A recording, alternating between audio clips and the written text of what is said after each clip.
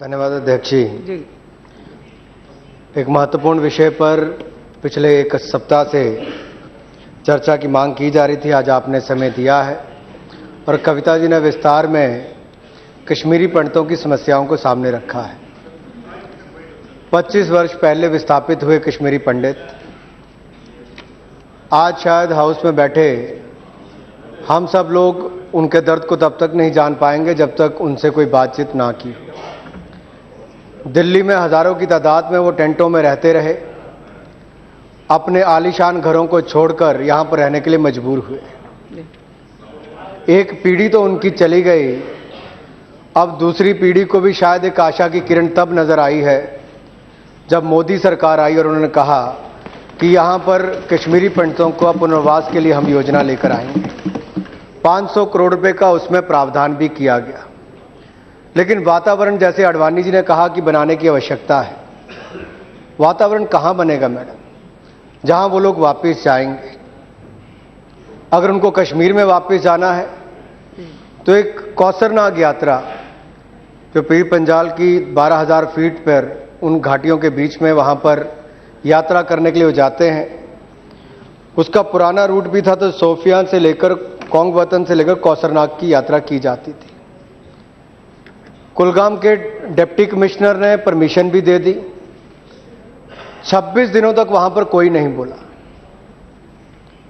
और जब यात्रा शुरू होनी थी उससे एक दिन पहले अलगाववादियों ने हुर्रियत लीडर्स ने यह कह दिया कि यहां से यात्रा नहीं होगी, कश्मीरी पंडित आएंगे तो यहां की डेमोग्राफी पर फर्क पड़ेगा, यह मुस्लिम लैंड है, यहां पर कश्मीरी पंडित वापस कहां से आएंगे। इस तरह की चर्चाएं की गई और यहां तक कि वहां पर इस तरह के पोस्टर भी निकालकर वहां पर लगाए गए।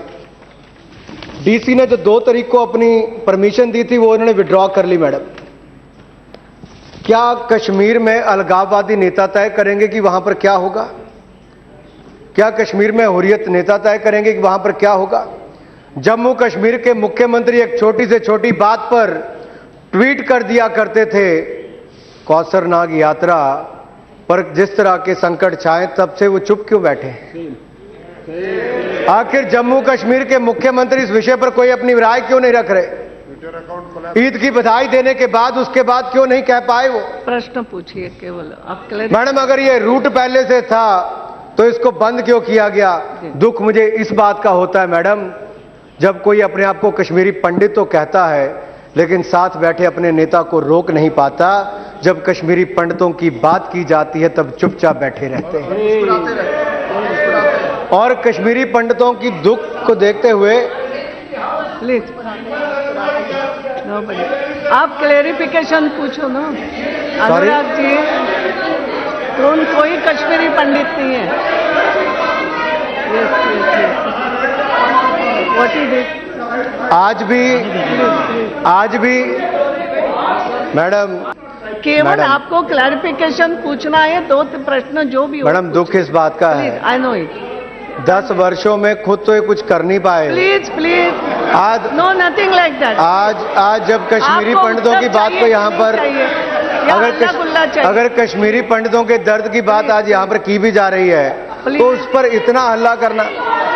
मैडम, मेरा मूल प्रश्न यहाँ पर आता है, अगर यात्रा का रूट शोपियान कोंगवतन से लेकर कौसरनाग का था, डीसी ने परमिशन दी तो उसको किसके दबाव के चलते वापस लिया गया? मैडम, 3-4 प्रश्न आप एक मिनट इसमें ये क्यों वापस लिया गया? और अगर भारत के संविधान के अंतर्गत हर व्यक्ति को अपने धर्म की पालना करने की इजाजत है तो क्या कश्मीरी पंडितों को नहीं है? क्या जम्मू कश्मीर की सरकार कश्मीरी पंडितों के लिए वहां पर कौसरनाग यात्रा जाने के लिए उचित व्यवस्था नहीं करेगी? एक ये प्रश्न था। दूसरा, जब हम कहते हैं कि हम कश्मीरी पंडितों के पुनर्वास की बात करते हैं और वहां पर बैठे कुछ अलगाववादी नेता ये कह देते हैं कि उनके आने से डेमोग्राफी फर्क पड़ेगा, तो मैडम ये एक बहुत बड़ा प्रश्न चिन्ह खड़ा करता है कि एक यात्रा के लिए जब 40 लोगों ने जाना था उस पर वो राजी नहीं हुए तो 50,000 से ज्यादा अगर कश्मीरी पंडित वापस जाएंगे तो उस समय क्या हालात पैदा होंगे इस बात की। और यही बात मैं एक बार फिर कहना चाहता हूं मैडम। हो गया, इतना ज्यादा नहीं। संजय जायसवाल जी, मैडम हो गया ना, 2 प्रश्न, एक ही प्रश्न पूछना था, बहुत पूछ रहे थे जब यस। मैंने तो फिर पूछ लिया, आपके कश्मीरी पंडित तो वो भी नहीं पूछ पाए जो बैठे हैं। Please please.